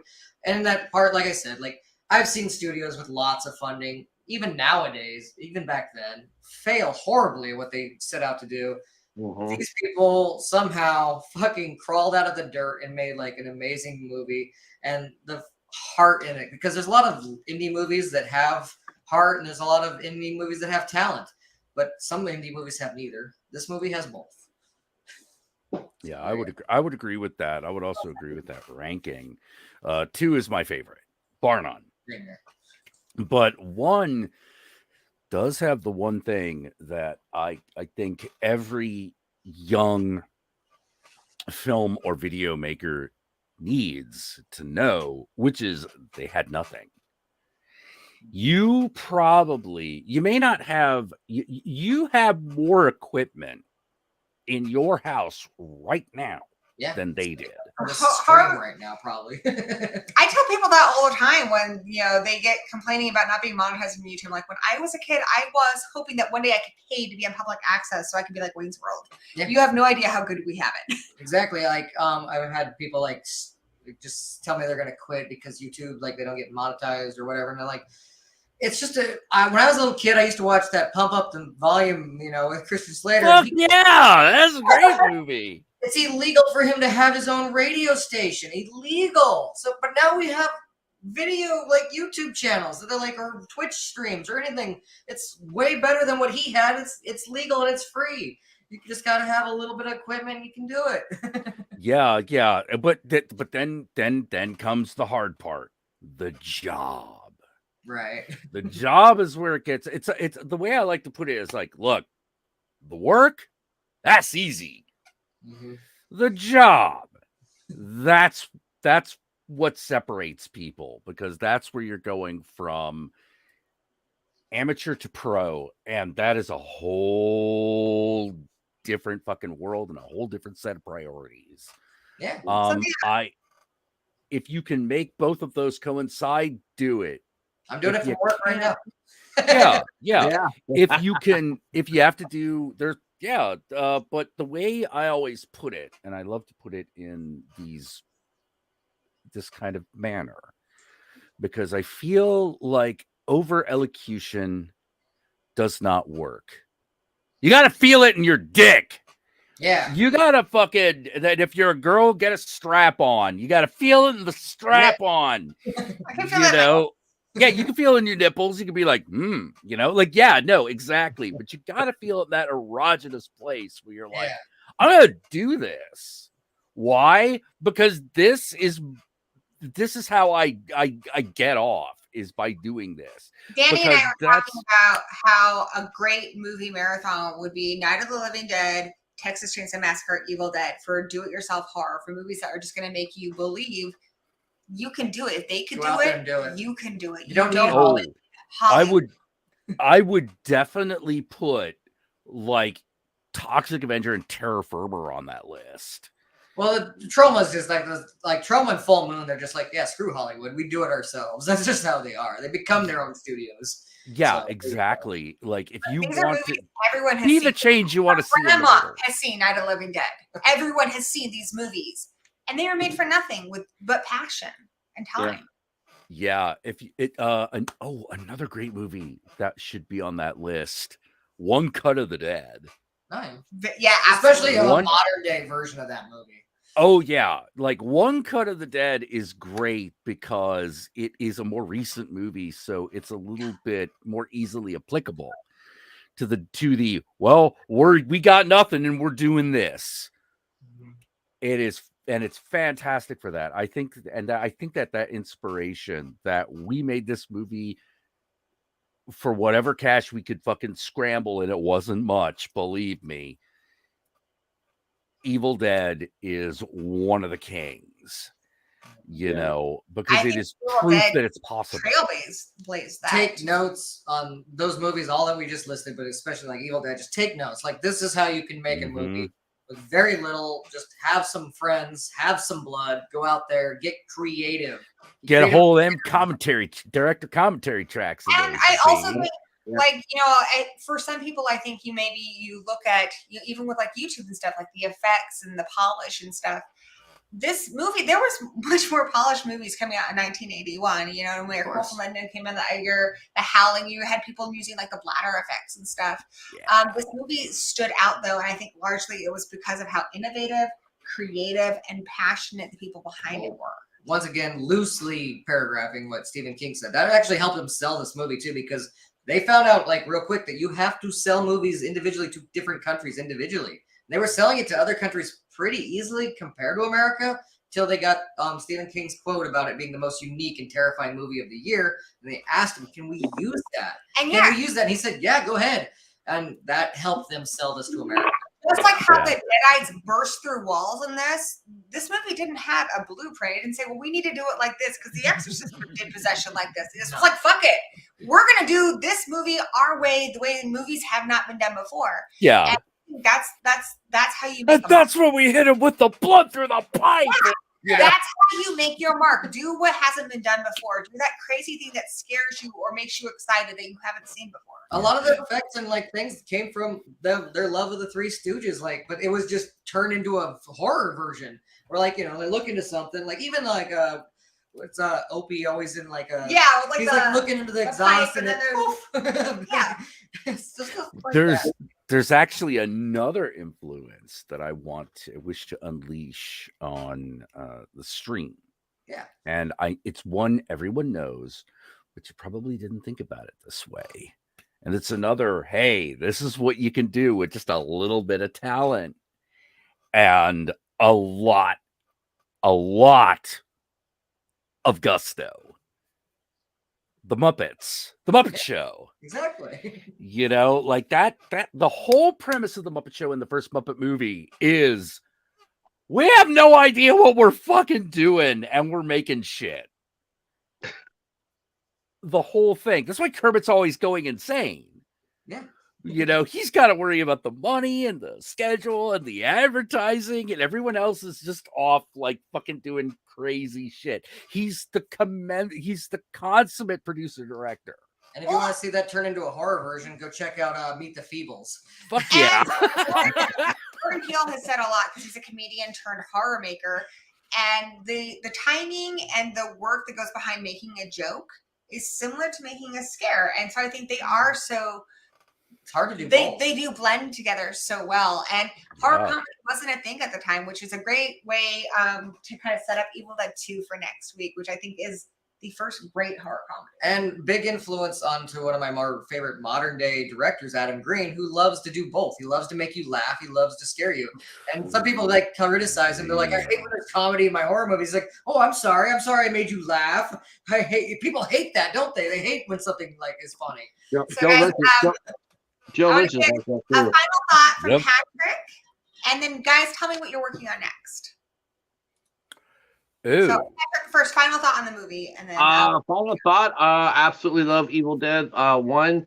Definitely do. It's a tremendous, tremendous film. Love the remake. I'm looking forward to Evil Dead Rise.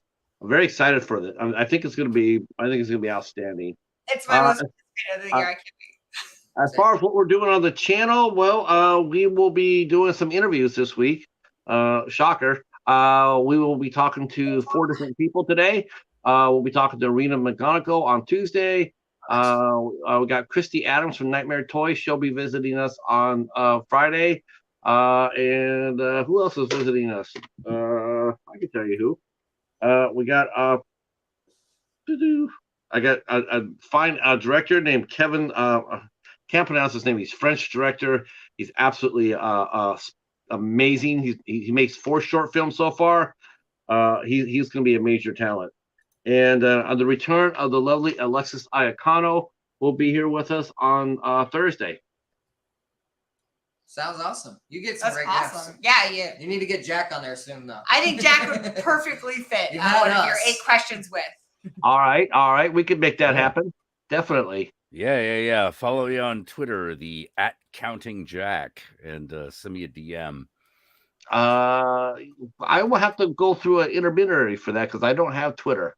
Oh, what do you got? I got Instagram.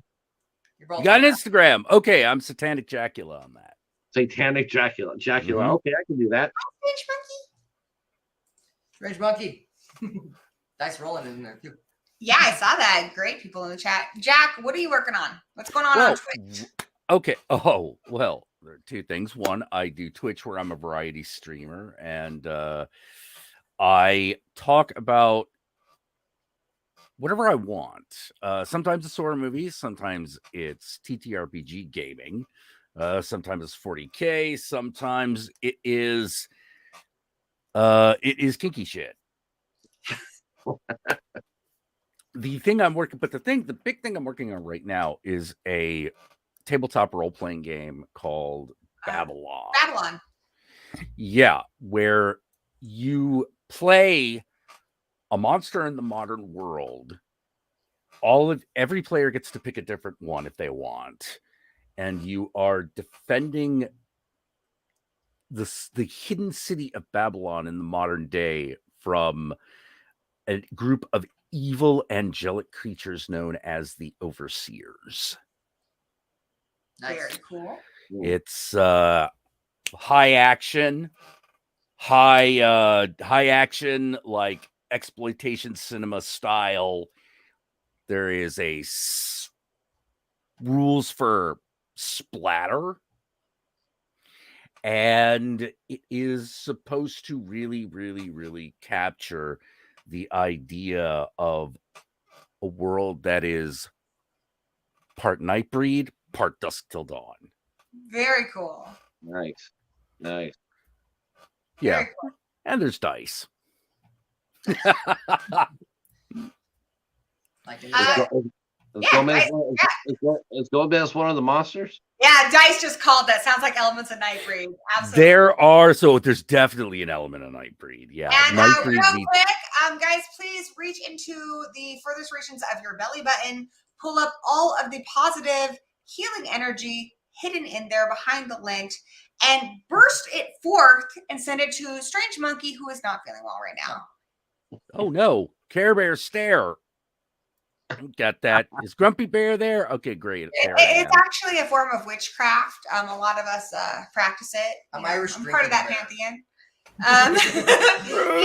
Working on over on Horror Addicts. Xenomorph. So Danny, of course, is over on Horror Addicts. Well, I didn't do a stream. We usually do live reviews every Monday. Over internet. We didn't do one because we don't have internet. We will tomorrow. And hopefully there'll be time for a stream tomorrow. We can do a live review of. It will be. It's 445. All right. Well, hopefully, it's all running. If that's the case, then I think we might be able to review a movie or play some Puppet Master. Not sure yet. Yes. It's just been kind of hectic without internet, but I'll be back up on Mondays. I'm working on hopefully some full moon reviews soon too, and yeah, that's about it at the moment. And if you're local, you can also catch him at the Time Capsule, Yeah, where there's all this the cool, movies, the VHS section that you kind of see there. cool, crazy stuff the here. arcade What? There's an arcade there. That looks awesome. area. The games are. There's the VHSs. Wow, that is Dude, very cool. what arcade cabinets do they have there? We got Simpsons, NBA Jam, Marvel Superheroes, Pac-Man, Ninja Turtles, Street Fighter, and Metal Slug. The Metal Slug though has like basically every game made by Neo SNK. Geo kind of thing. Yeah. All right. I'm kind of there for that Simpsons Teenage Mutant Ninja Turtles. Yeah, trust me. And then the Simpsons bowling, all of them are 300s because of me. I made sure to get a 300 on Simpsons bowling. Every character. Bart's the hardest character. He's like the worst character for some reason. He's left-handed in the game, and he has like the weakest stats. But whatever, I made it work. Do those take tokens, or can you just come in and play them for free? The Metal Slug Neo Geo is supposed to take tokens, but what we do is we just push it a bunch of times so everybody can play it for free, and then the rest of them are like the one-ups that play for free. So Excellent. Want to give a big thank you to everyone who's tuned in this week. Thank you, Dice Rollin' and Strange Monkey, Craven Something Scary, Kevin, Torchbearer, Dice Rollin'. So many people who were awesome and came and watched the show today. I hope you guys will join us. Afterwell, and join us next week in the Gory Hole. Same gory time, same gory place. We're going to be talking about Evil Dead 2, which, come on. Electric Boogaloo. It's our favorite. It's the rare sequel that is even better than the original, which at the time probably was like unbelievable. Yeah. We have a poster of this above our bed. Yeah. That's how important this movie is. It's a nice artistic one too. Like Yes. almost a painting. Yes. So please come back next week, same time on this channel, and of course you'll see me tomorrow on Horror Addicts doing whatever it is we're doing there. Yeah.